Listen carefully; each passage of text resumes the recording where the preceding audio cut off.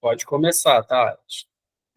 Boa noite mais uma vez, meus irmãos. Mais uma noite aqui reunidos para que nós possamos estudar um pouquinho mais, entender um pouquinho mais dessa nossa prática espiritual, para que nós possamos nos ajudar cada vez mais na nossa casa e que nesse momento os nossos mentores possam estar do nosso lado, nos auxiliando no melhor entendimento sobre essa palestra, que eu acho que, por mais que esteja sucinta, ela vai trazer ainda algum conhecimento e uma forma de pensar melhor sobre esse assunto. Então, a gente vai, na verdade, dar continuidade à palestra que nós fizemos anteriormente. Nós começamos falando do magnetismo humano, foi uma palestra que a nossa conversa rendeu bastante depois, e eu quis progredir para o passe espírita, primeiro porque, muitas vezes, nós entramos numa casa espírita e já começamos o trabalho, ou seja, cambonando, ou seja, na incorporação, e vamos fazendo aquilo de acordo com um pouco que a gente vai aprendendo com outros irmãos, às vezes observando, ou com os nossos mentores, ou com os nossos guias espirituais, que estão aptos, muitos, a dar esse tipo de trabalho.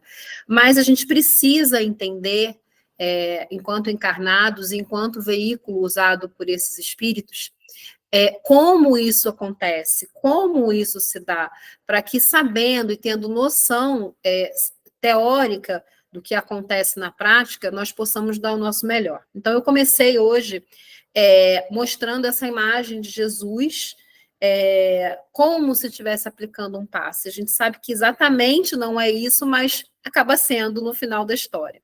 Então, vamos começar. O que é o passe espírita?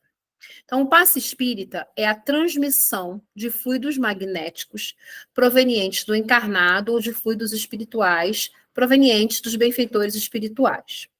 Quando o fluido vem do encarnado, é chamado de fluido animal, ou magnetismo humano, como nós já falamos na outra palestra, que está sendo doado, como falado na palestra anterior, sendo conhecido como a emanação da matéria orgânica, da força decorrente da atividade das células, que é o fluido do encarnado. Quando é proveniente dos benfeitores espirituais, são fluidos e raios cósmicos. E a doação pode ser realizada através dos médiuns ou diretamente sobre o perispírito da pessoa necessitada. Então, eu achei inúmeras denominações com palavras, às vezes, muito rebuscadas, e que eu não achei que fossem necessárias, embora eu acredite que tem irmãos aqui que entendem muito mais desse assunto do que eu, ou do que o pouco que eu pude estudar a fundo, que mostram um vocabulário vasto para explicar o que na prática seria isso. E se porventura eu estiver omitindo alguma coisa ou pulando alguma coisa importante, alguém, por favor, se manifeste, porque é um assunto bem extenso que eu tentei resumir para ajudar as pessoas que não têm essa noção toda ainda. Qual a finalidade do passe? Bom, a finalidade principal é auxiliar na harmonização física e psíquica, substituindo os fluidos negativos, pesados, por fluidos benéficos, com a finalidade de equilibrar o funcionamento de células e tecidos lesados e promover a harmonização da estrutura neurológica que garante um estado de lucidez mental e intelecto do indivíduo.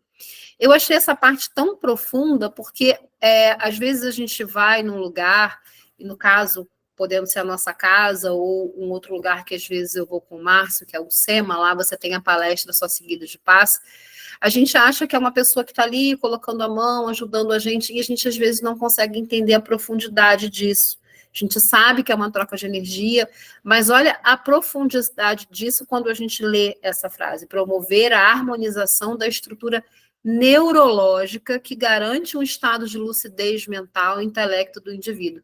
Então, achei isso bem profundo e bem interessante de ser colocado aqui, que não é só uma energia que está sendo trocada, é realmente uma harmonização, algo mais profundo. Como é transmitido esse passe?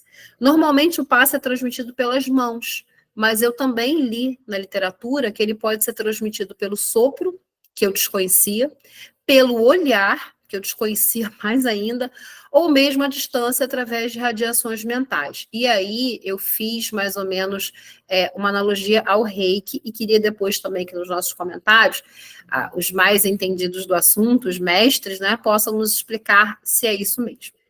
Por fim, o que é o fluido? Fluido é o termo genérico que indica a atmosfera espiritual, as emanações, as radiações físicas de uma pessoa ou espíritos desencarnados, os nossos mentores. Bom, e aí a gente tem duas figuras, né, no passe. A gente tem a pessoa que dá o passe, o passista, e o que recebe o passe, o receptor. Então vamos lá. Existe uma diferença no passe e no passista, entre o passe e o passista. A transmissão e a recepção do passe guarda relação com o poder da vontade de quem doa e as energias de quem as recebe. Então, podemos afirmar, sim, que existe diferença no passe ou no passista. E que diferença é essa? O que realmente faz diferença é a vontade de doar, a capacidade de amar ao próximo, é a condição física e moral do emissor. O passista em si, visando o bom funcionamento da caridade a ser realizada, tem o dever de evitar os vícios, tais como fumo, álcool, drogas, entre outros, mantendo assim os seus fluidos salutares, para que na hora do passe ele possa transmitir ao necessitado o que de melhor ele puder oferecer, evitando assim o comprometimento do trabalho e o maior auxílio possível ao receptor.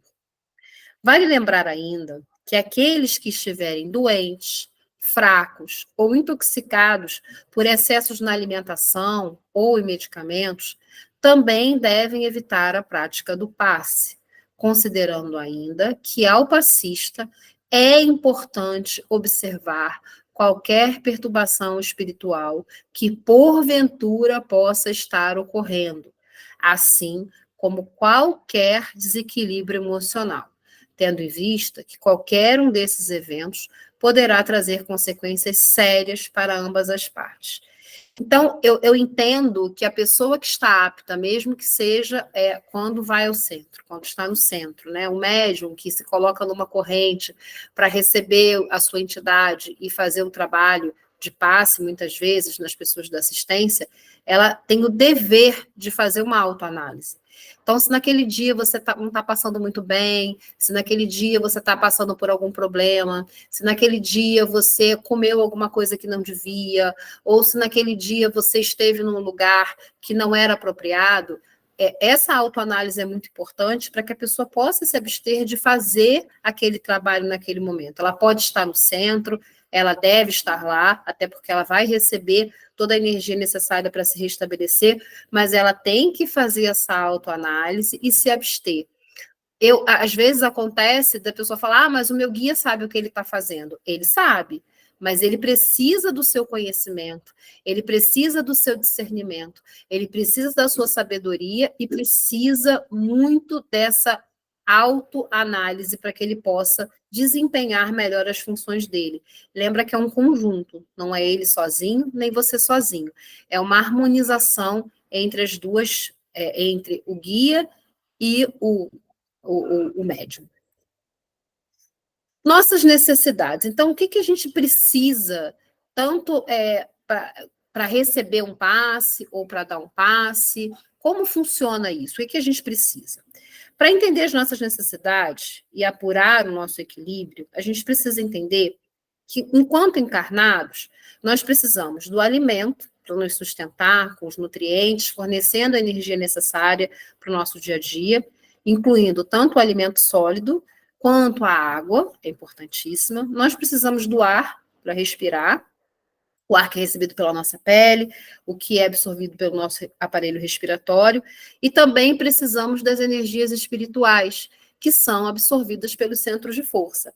Então, a gente consegue entender que a necessidade básica de um encarnado é baseada nessa tríade, né? Que seria o alimento, que nutre o organismo, a água, né? Que está incluída a água, o ar que nós respiramos, e o equilíbrio das nossas energias através dos nossos centros de força.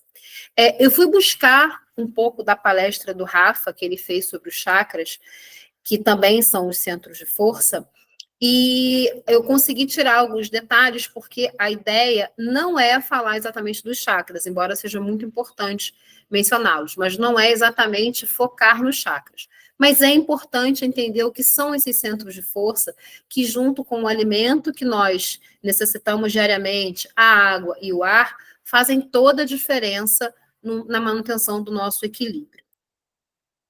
Então, os centros de força, ou chakras, como são conhecidos, são os acumuladores e distribuidores de forças espirituais e estão localizados no nosso perispírito.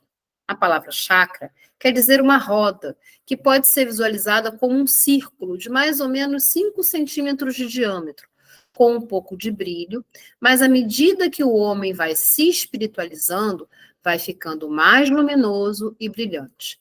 Quanto mais ativo ou desenvolvido for o centro de força, mais capacidade de energia ele tem e, portanto, são maiores as capacidades de utilização. E quando eu falei dessa parte aqui, eu lembrei do que a nossa irmã Mônica falou na outra sessão. Nós somos energia.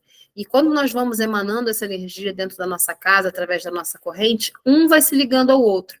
E é mais ou menos isso que a gente consegue fazer quando a gente tem esses centros de força mais desenvolvidos. Na verdade, não é o centro de força. À medida que nós vamos nos espiritualizando, eles vão ficando mais luminosos, mais brilhantes e emanando uma energia melhor para nós e para o nosso ambiente. Temos vários centros de força, mas os principais são o coronário, que fica no alto, o frontal, que fica na fronte, o coronário, que fica na altura, saiu no alto da cabeça, gente, mas não é mais ou menos nessa área aqui do peito, né, o coronário. O frontal, que fica na fronte, o laríngeo, que fica na garganta, não, desculpa, eu acho que está errado ali, mas depois eu conserto, enfim.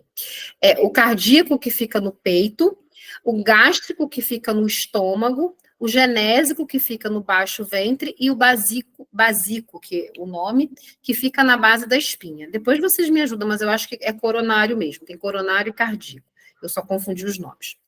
Cada um dos centros de força citados possui uma função, como, por exemplo, o coronário é que tem a ligação com o mundo espiritual e com o desenvolvimento mediúnico, assim como o frontal, que regula as atividades inteligentes e influi no desenvolvimento da evidência, tendo ligações com a hipófise. E aí, sempre que eu falo essa palavra hipófise, quando eu entro nessa área, eu lembro muito sempre do que o Antônio César sempre falou para a gente sobre a glândula pineal, sobre hipófise. Então, vale a pena também a gente voltar um pouco nessas palestras para entender da necessidade de nós estarmos sempre com esses centros de força irradiando mais energia através da nossa espiritualização. E como esses centros de força se relacionam com o passe e a transmissão de energia? Os chakras são pontos de conexão ou enlace pelos quais flui a energia de um corpo a outro, do espiritual para o físico e vice-versa. São entradas e saídas de energias, onde esses fluxos se chocam, formando vórtices energéticos. As energias entram tanto pelo perispírito quanto pelo duplo etérico, corpo formado por nossas energias vitais e pelo princípio vital situado entre o perispírito e o corpo físico, e passam para o organismo físico. E também me lembro muito, quando eu li esse trecho aqui, da explicação que a Thelma deu, né, como se fossem vórtices energéticos. Alguns lugares eu li que você pensa como se fossem pratinhos rodando para ficar mais fácil a visualização. Mas eu acho que o vórtice é o que dá mais ideia de como funcionam os chakras. Em uma síntese, visando facilitar o entendimento, quando recebemos um passe ou estamos aptos a ministrar um passe, estamos trabalhando o equilíbrio dessas energias. O passista visa doar a energia necessária que será transmitida através do passe, sendo absorvida pelos chakras. E o receptor do passe receberá a energia que poderá fluir em seu organismo físico, visando o reequilíbrio citado no início do nosso estudo. Na prática, pelas mãos, lembrando do passe recebido nas casas espíritas, as energias saem e em seguida entram pelo chakra coronário, que é a nossa maior ligação com o mundo espiritual, sendo dessa forma que penetram as energias puras vinda do mundo espiritual superior. E será que nós estamos aptos a essa tarefa de aplicar o passe ou receber o passe? Essa foi uma pergunta que eu precisei pensar muito para colocar a resposta, porque a gente acaba verificando o mundo que a gente vive, a forma diária que a gente vive, a nossa conduta, e aí é muito importante essa reflexão e entender se nós realmente estamos aptos a realizar essa tarefa. E nada melhor do que, mais uma vez, a imagem de Jesus, para que a gente possa se ligar e fazer esse autoexame, se nós realmente estamos aptos a ministrar, a trabalhar com a energia do passe e até receber o passe. Aqui, para respondermos ao questionamento, cabe a nossa parte, porque a espiritualidade sempre está fazendo a parte dela. E nós? Estamos atentos à exposição doutrinária? Mudamos a nossa frequência vibratória? Ou seja, a gente consegue captar a mensagem que é lida quando nós estamos fazendo o nosso trabalho na mesa, quando nós fazemos a leitura do Evangelho, quando nós lemos uma mensagem em nossa casa, ou quando nós escutamos em algum lugar, alguma palestra, será que nós estamos conseguindo nos atentar ao que está sendo falado e absorver alguma coisa? A ponto de mudar a nossa frequência vibratória, a ponto de que quando estejamos diante de uma situação que foi colocada como exemplo na nossa doutrina, nós consigamos ultrapassar aquela situação sem efetivamente criar maiores danos? Ou continuamos ligados aos nossos problemas do dia a dia? Muitas vezes ficamos ligados àquele obsessor que ficou lá fora da casa espírita. Ele não pôde entrar ainda, mas pelo pensamento ele continua ligado a nós. Vemos que esses momentos são importantes na nossa vida, porque nós estamos nos oportunizando vibrarmos numa frequência mais elevada e assim trazer a saúde para o nosso ser espiritual. Também, em nossa vida diária, permitimos um amparo dos benfeitores, quando temos o hábito da prece, da meditação, do trabalho no bem. Porque é uma coisa que eu também, muita gente me pergunta, então, quem não recebe um passe, quem não está no centro espírita, não tem esse acesso, não consegue esse reequilíbrio? Não, senão essas pessoas, né, que não tomam passe, diríamos que não são beneficiadas, que estão à revelia do amor divino. Isso não é verdade. Então, se realmente a gente consegue extrair do que a gente aprende, do que a gente lê na nossa casa espírita, do evangelho, da doutrina, de tudo que nos é colocado nas palestras, se nós conseguimos extrair alguma coisa, a gente já consegue mudar um pouquinho a nossa frequência vibratória. Mas se a gente ainda consegue, além disso, ter o hábito da prece, ter o hábito da meditação ou do trabalho no bem, a gente também está recebendo essa energização de alguma forma e está conseguindo reequilibrar essa energia. Quem mantém pensamentos positivos se liga ao mundo espiritual superior. Na casa espírita, após as palestras ou após o estudo edificante, são realizados os passes, onde os passistas doarão seu fluido vital.